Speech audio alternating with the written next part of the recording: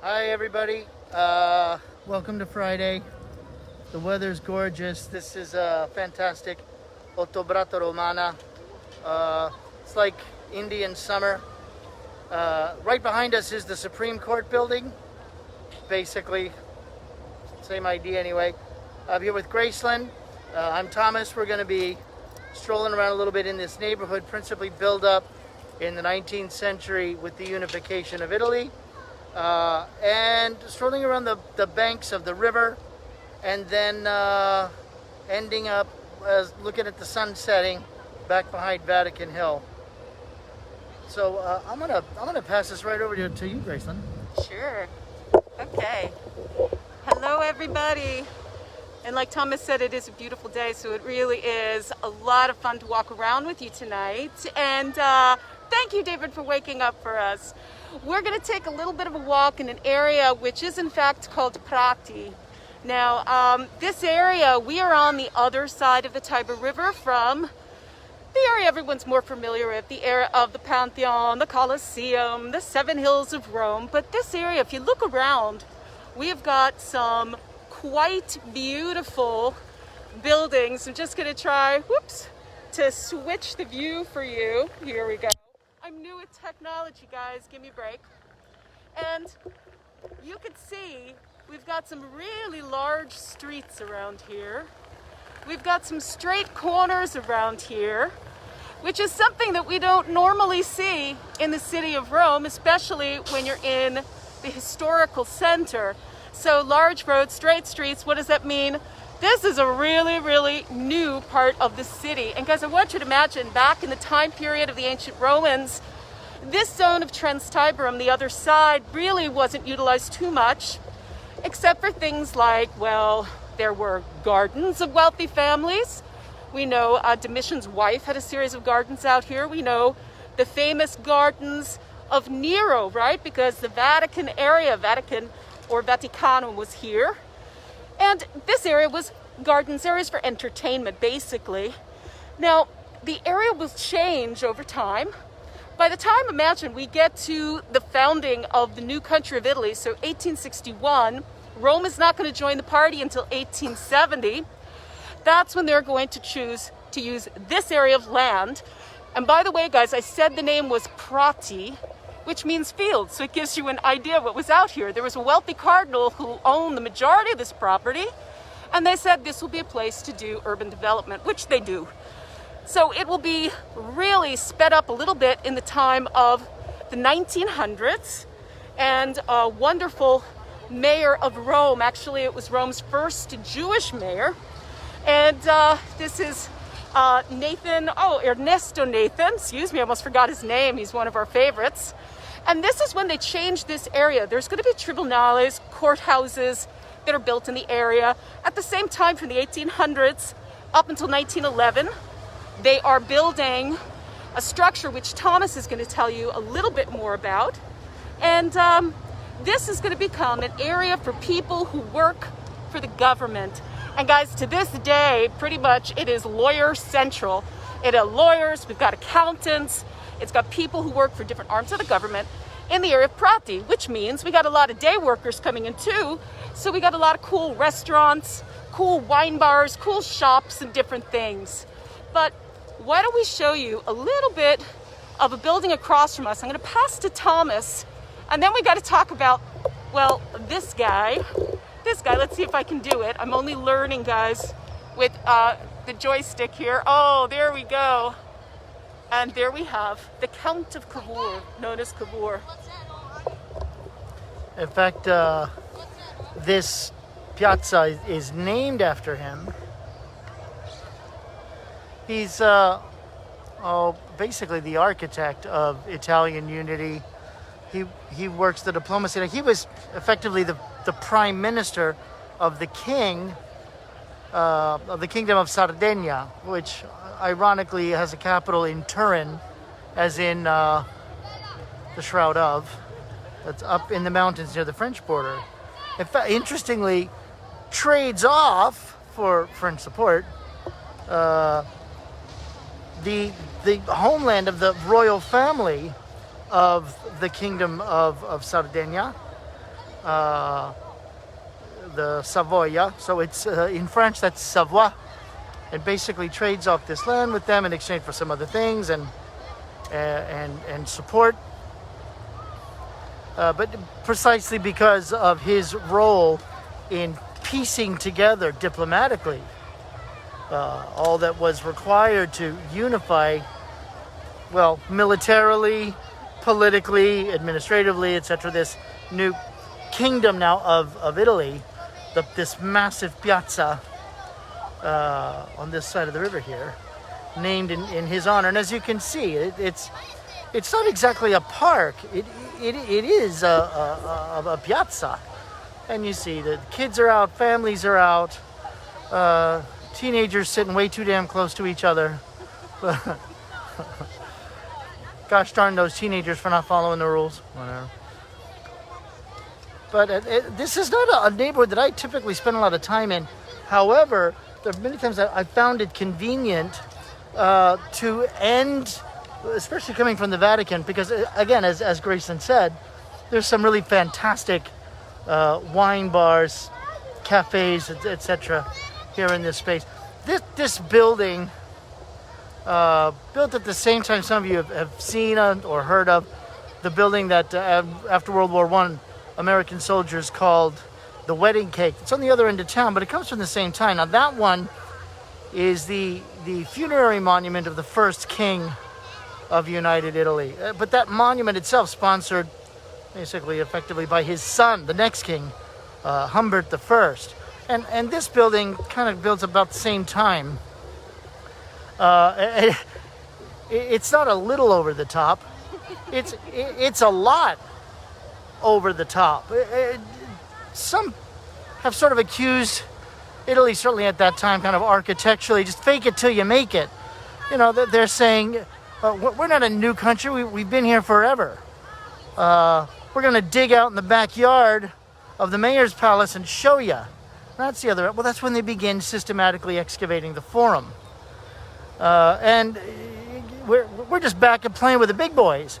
This kind of architecture in its own way, plugging into that tradition, that identity of ancient Rome. But keep in mind, the big boys at that time are, certainly in Europe, London, Paris, and to an increasing extent, New York. And all three of those cities are packed with buildings that look just like this. And Rome is not going to be out-Romed by any of them. It's the more is better. It's the too much is never enough. It's the if it's worth doing, it's worth overdoing. That's basically the approach. Now, I don't want those soldiers to think that I'm filming them because they get very upset about that. The little kid's trying to stay out of our picture, but I'm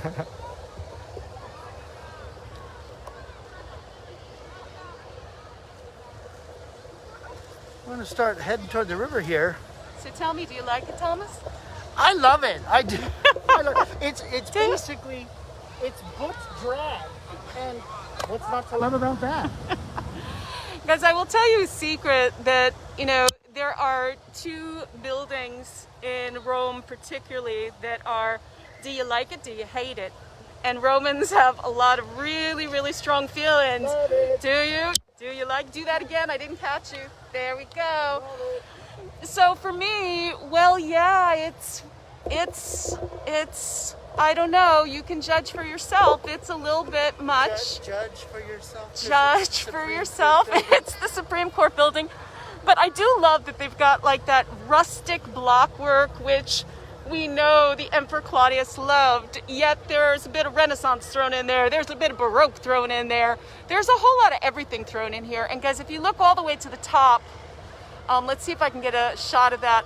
There's a huge bronze coat of arms of the family of Savoy. Okay, so Thomas mentioned that before.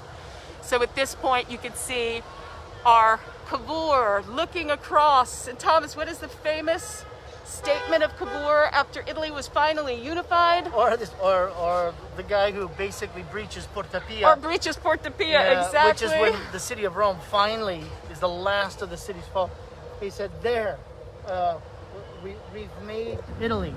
now we got to figure out how to make Italians. I think they're still working on that. They are absolutely still working on it. And I could tell you, even growing up a New Yorker who is an Italian American, I always was trained to say I'm Neapolitan with a 25% dash of Puglia, but even then we didn't really say Italy. So the building is fascinating. One of the reasons why it gets a nickname Thomas did mention, and it's Palazzaccio, which means kind of like the ugly palace, is not just because of the mix of architecture, but there's a couple of reasons for it.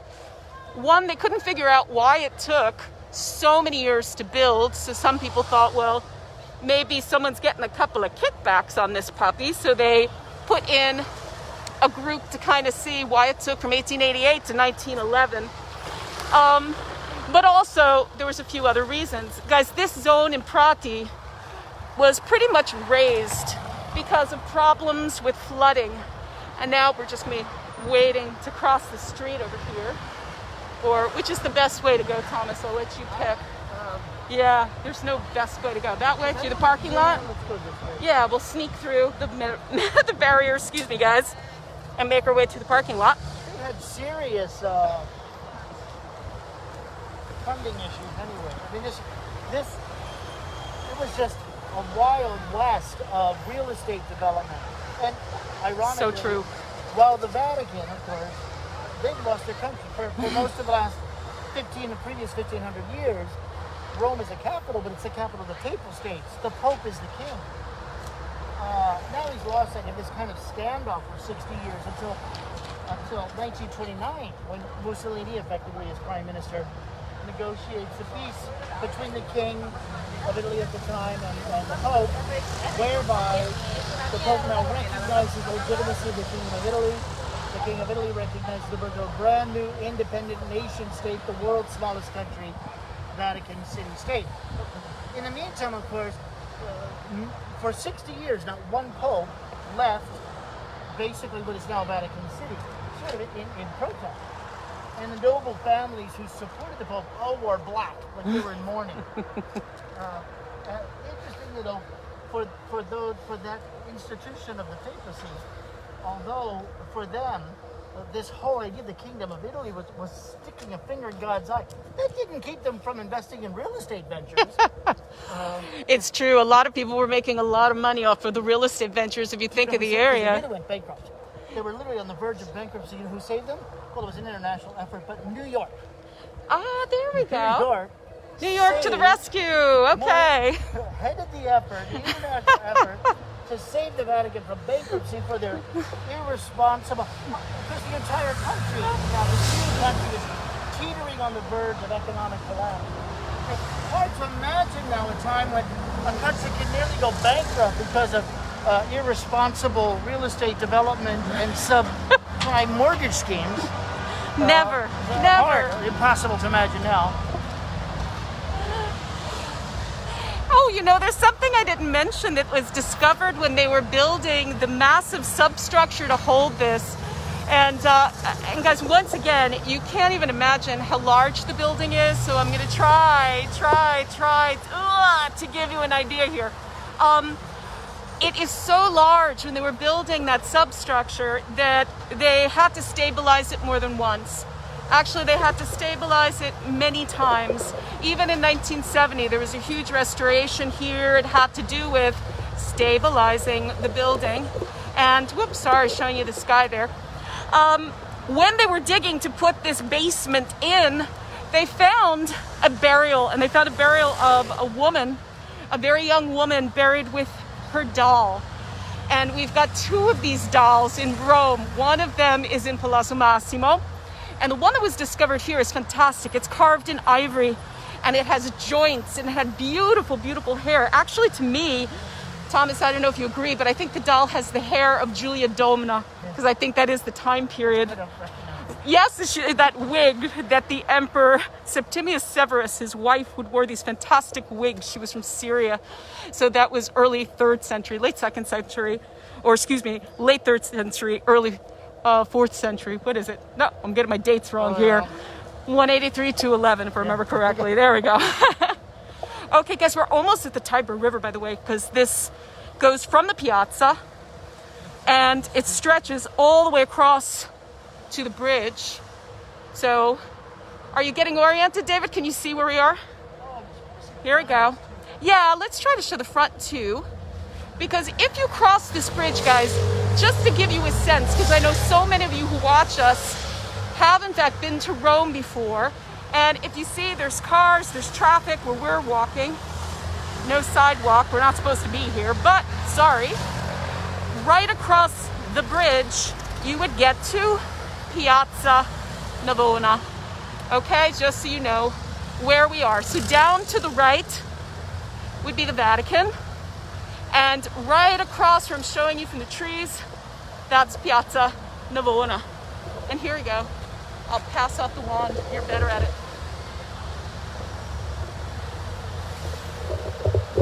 Whoa, that's impressive. The front looks very much like the back.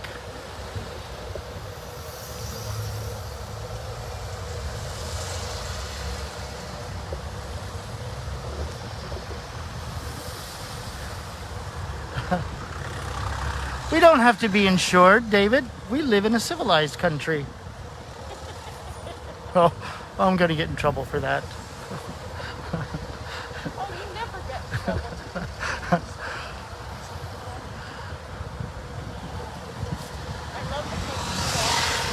I love these fountains. That I was joking, by the way. I was completely joking, but there are some advantages. Being a father with 2 kids in university who have sometimes been not terribly reckless, but you know, kids will be kids. And, one of the advantages is just not worrying about whether or not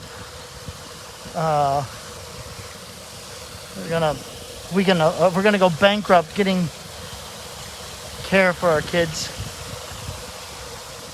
especially in these uncertain times.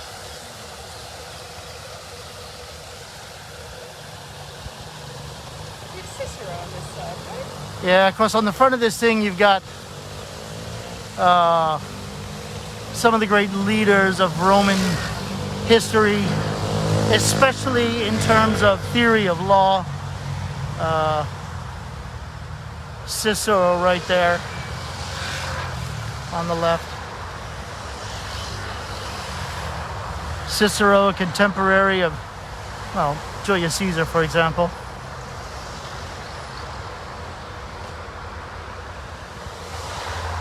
But look at the sun reflecting off of the facade of this thing. You know, it's like looking at it through this lens. It almost looks like it's gonna fall right on me. It's just immense.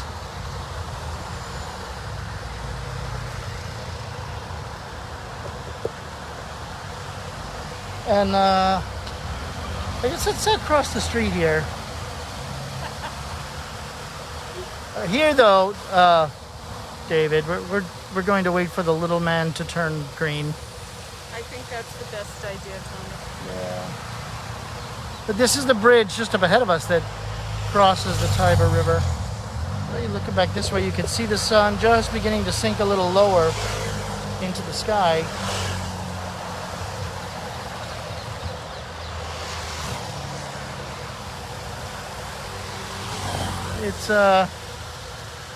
It's a little early for rush hour, but there's always plenty of traffic here.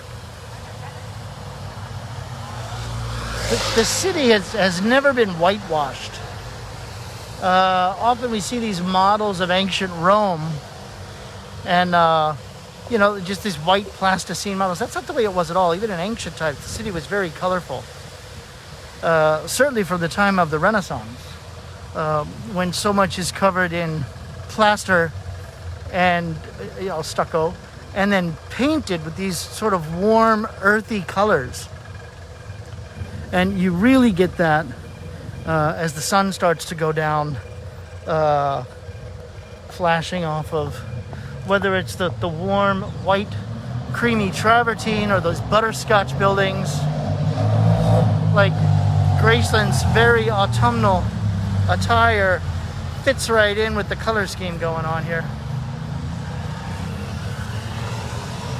can I tell you my favorite line from a film that I love, which is Groundhog Day? I don't know if any of you remember Groundhog Day, but there's a period, part of the film where you've got Bill Murray and he's talking and saying, this reminds me of, the best part reminds me of Rome in the afternoon when the light turns golden. And guys, it does. And this is the part of the day that I love enough to just look over at the trees, the buildings. We get this beautiful afternoon light. And can you see the reflection also in the Tiber River?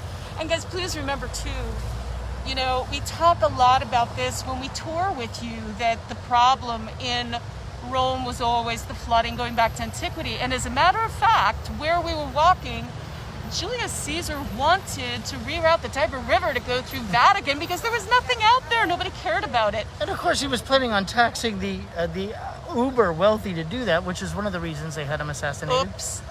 That got him a couple of stab wounds right there for moving the Tiber.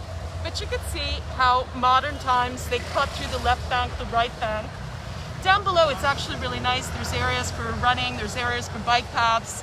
And any of you guys who have come in the summer, usually between June and September, we have a festival called Lungo il Tevere along the Tiber River, and it is filled with restaurants and shops and bars.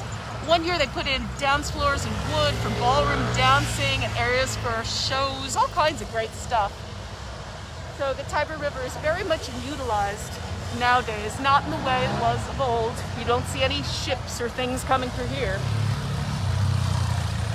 But you're right, because culturally, these walls built up in the late 19th century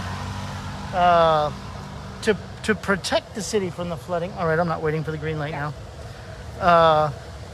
They just cut the city, they cut the river off from the city. And it wasn't until these summer festivals that Gracelyn's talking about. They set up little gazebos all up and down both sides of the river. And you've got beer stands, sausage stands, fruit stands. International, which is new for us here in Rome. Remember when they put in the first Mexican Yeah, sushi? it's ridiculously expensive. Exactly. But and about as Mexican as Taco Bell, but hey, beggars can't be choosers. I love when it feels like you're walking through this arcade as these the plot, you know. I always forget in English. They're spectacular, aren't they? Platane. What is that in English? Yeah, you know The what? plane trees? Plane trees with plane trees. But you feel like you're walking through this fabulous woods, tunnel. Right? Yeah. And they line both sides, which is lovely. So whether you're walking down below or walking up above, you know, it's very, very pretty to just walk this. This is a walkable city. It's not a city that you necessarily need transportation for. Okay, so I remember Paul. I don't remember. Did you ever meet Paul? I don't think Yes, you ever I met did. Paul. Yes. A friend of mine from New Haven.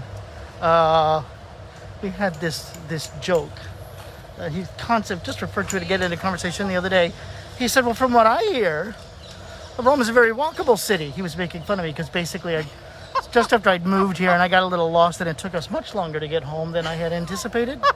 Please, let's not talk about getting lost on that. I'm like totally cutting you off there. Sorry. Looking back, I mean, just look at this.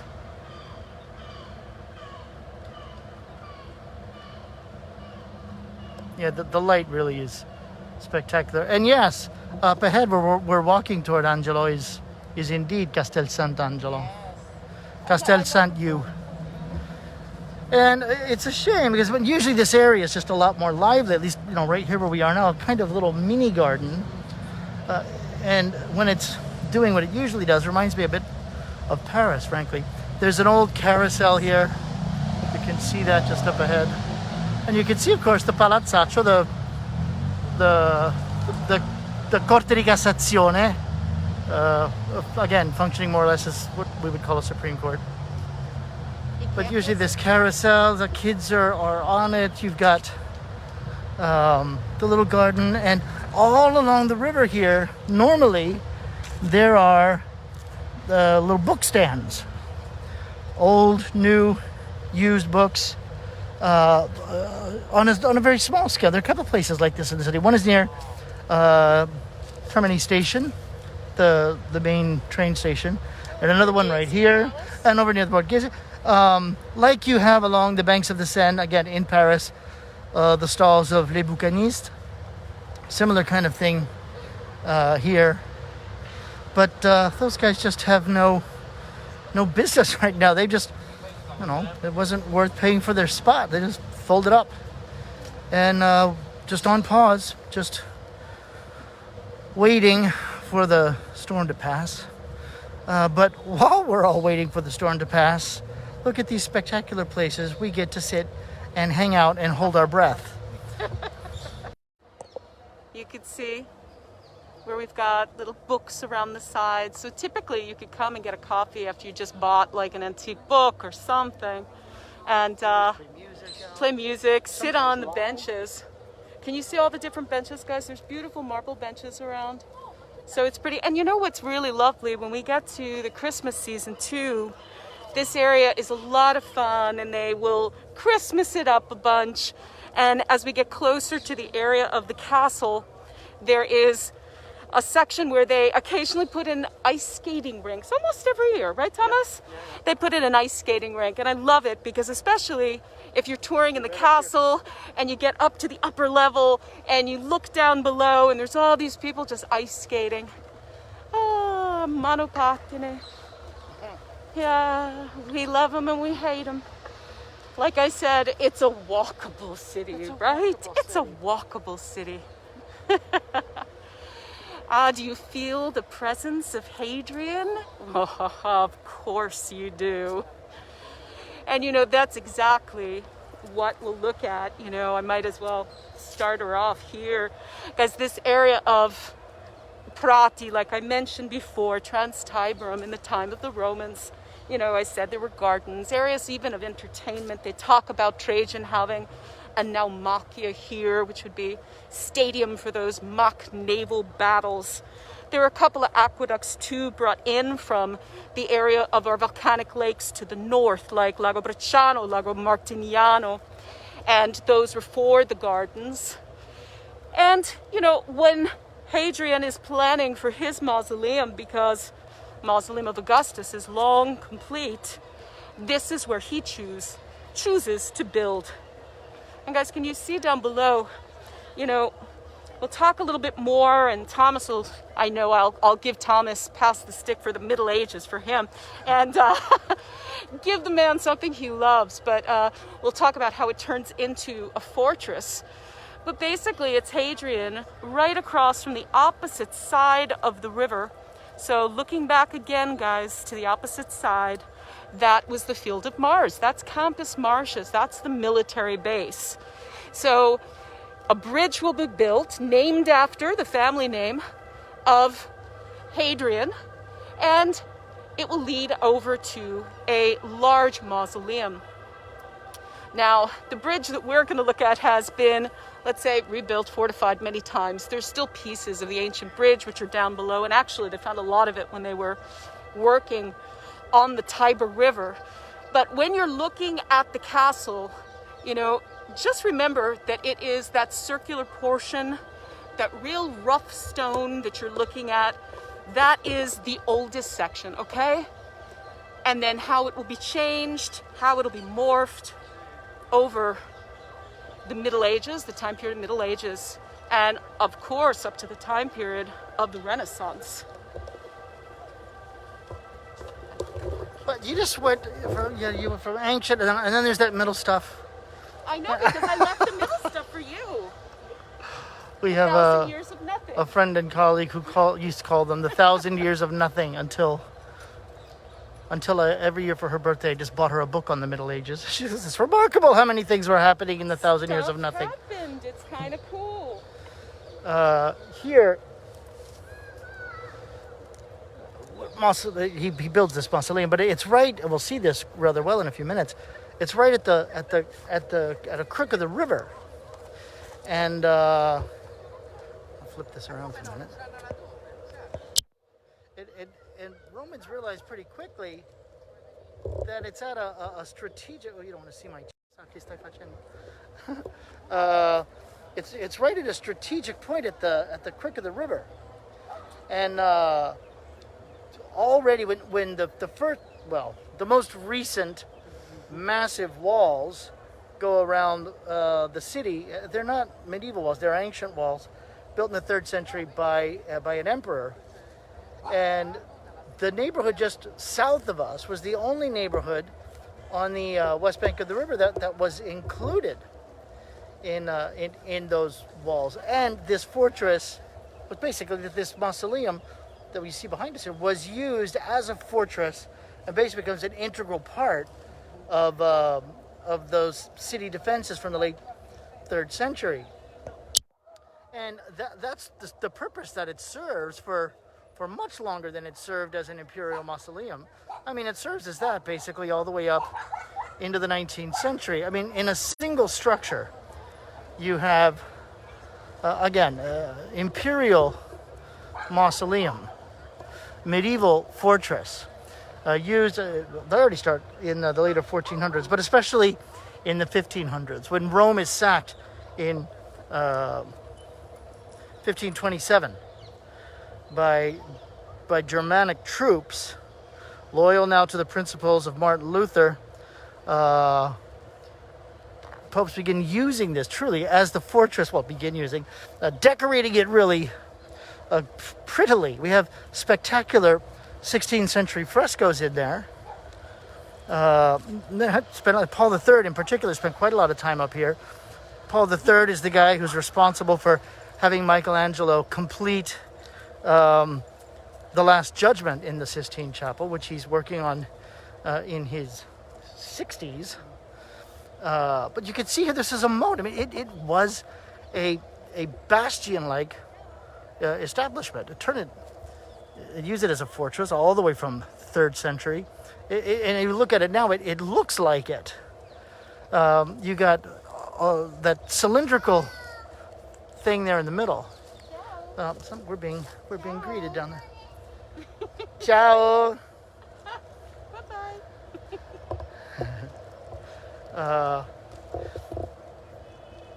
What was I saying? Something terribly interesting, I'm sure.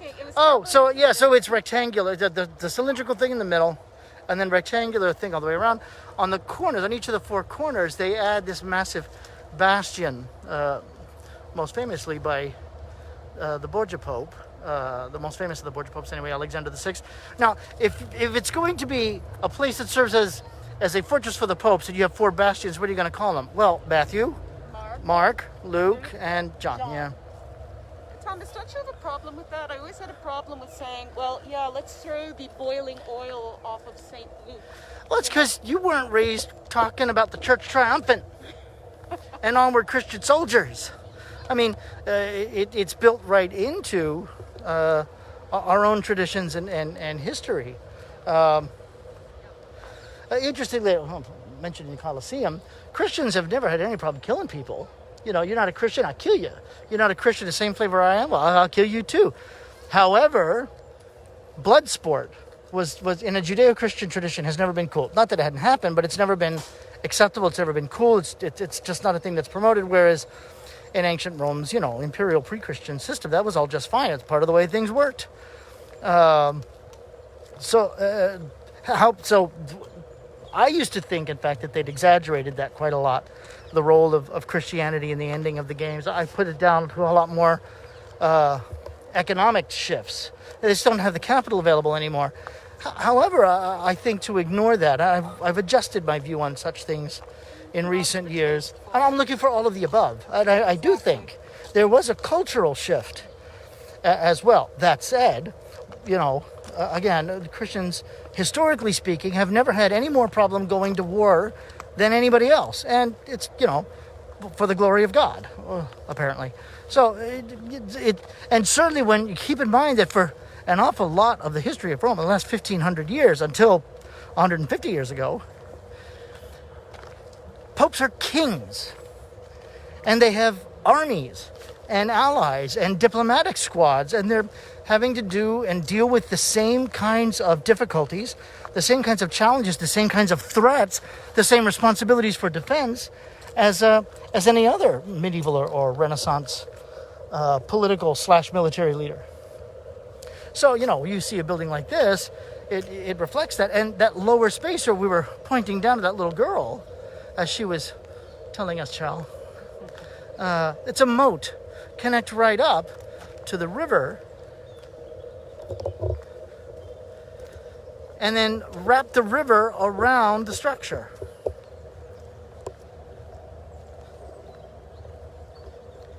Now, kids playing it and old men with bellies do jumping jacks like I just saw. This is the Not me, I don't do jumping jacks. That's against my religion. No, I haven't done jumping jacks for quite a while, my friend. This is the perfect time, actually, to give you guys a little bit of a peek up top because the light's just hitting it. Can you all see the angel up there? Because remember, talking about this being mausoleum, talking about this being a fortress, a bastion, a castle, but you can't forget, why is the name Castel Sant'Angelo? And I don't know, maybe it's poignant these days because it goes back to a plague. A plague in the late 6th century, and time for sackcloth and ashes and walking through the city and 40 days and nights and all kinds of good stuff and doing the procession. And as the legend has it, as they're passing over the bridge to arrive, because at this point we get to a point in the Middle Ages, guys, where the only route for our pilgrims to get to the Vatican really was this bridge. That was pretty much it.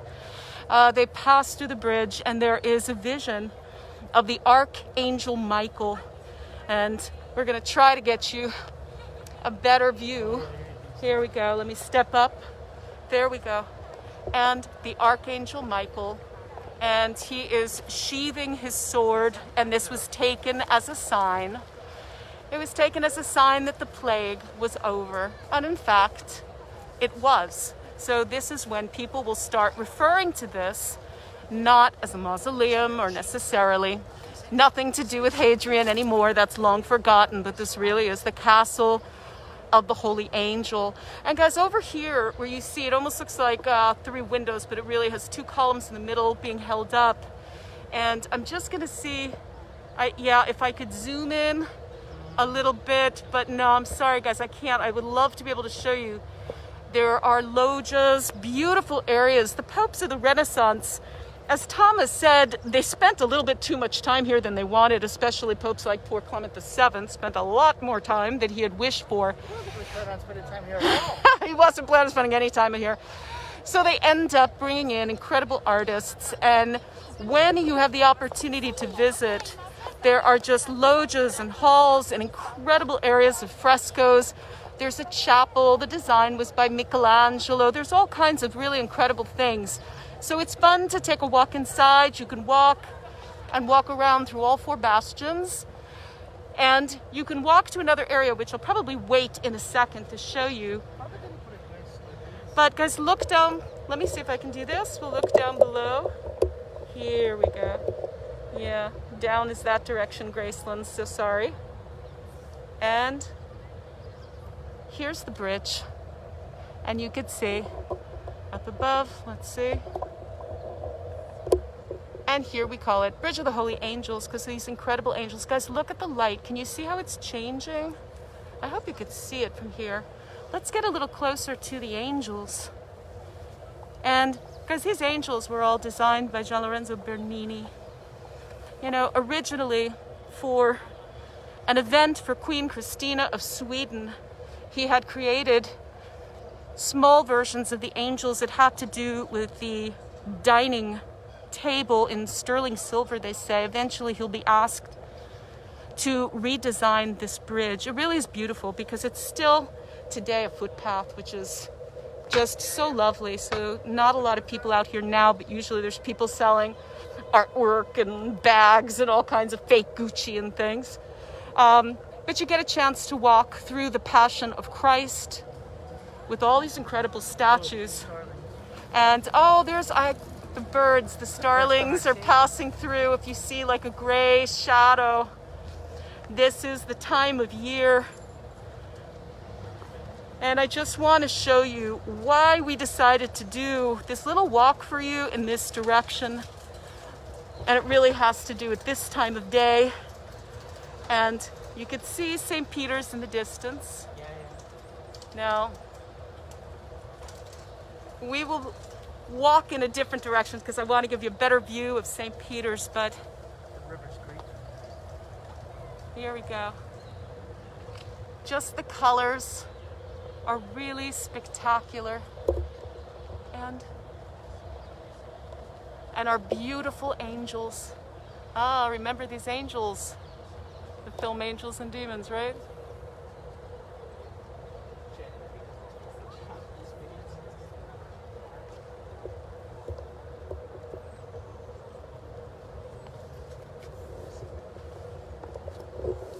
The building looks pink now. Can you see? Yeah. Isn't that incredible? I mentioned before this Ottobrata Romana. Sort of now when you talk about it, it's like the Indian summer, the strange warm days of October. But there's an earlier tradition. This goes on for hundreds of years, all the way up, really until the Napoleonic era, and then in some places continuing up into the early 1900s. And then it just disappears. But this is through October. This is celebrations that are taking place after the vendemmia, after the harvest of the grapes. And of course, Rome is surrounded to its, especially southeast, these volcanic hills. Rome, they call them the Castelli Romani, but there are no castles there. It's the little villages in those hills that themselves are referred to as the castles. So that's Rome's wine growing country. You may have heard of a white wine called Frascati. Well, it comes from the town of Frascati. And it's a 20-minute drive southeast? Yeah, it's about 20 minutes, a half an hour if you get traffic, which isn't typical. But so you have this, start on Thursday, go all weekend long. And typically outside the wall, so they'd go out especially to the area of San Giovanni or out past Porta Pia. Just outside the urban areas, and they'd play games and ball games and have picnics and of course drink a lot of wine and stay basically inebriated for 4 days.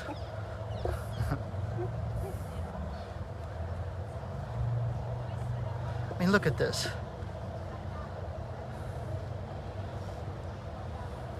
It's in moments like this and scenes like this that the words of the medieval mystics come to mind, most particularly Julian of Norwich, 14th century English mystic, a woman, and probably the most familiar thing that she said was, "All shall be well, and all shall be well, and all manner of thing shall be well." And walking around with my friend Gracelyn on an evening like this, in a space like this, and then looking at the names of the people who are following us here, I feel like you've been accompanying us through these strange, difficult times, and the significance of that and the importance of that is not lost on any of us, and we really appreciate it.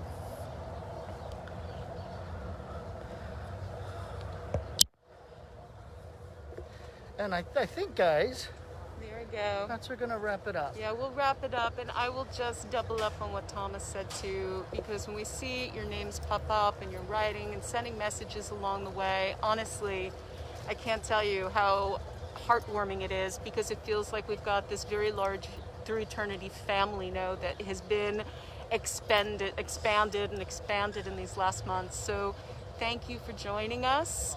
And everybody, whether it's a beautiful morning, a beautiful afternoon, a beautiful evening, time for a great glass of wine. Love from Roma. Ciao, Ciao a grazie. tutti. Ci Ciao. vediamo presto. A presto. Arrivederci.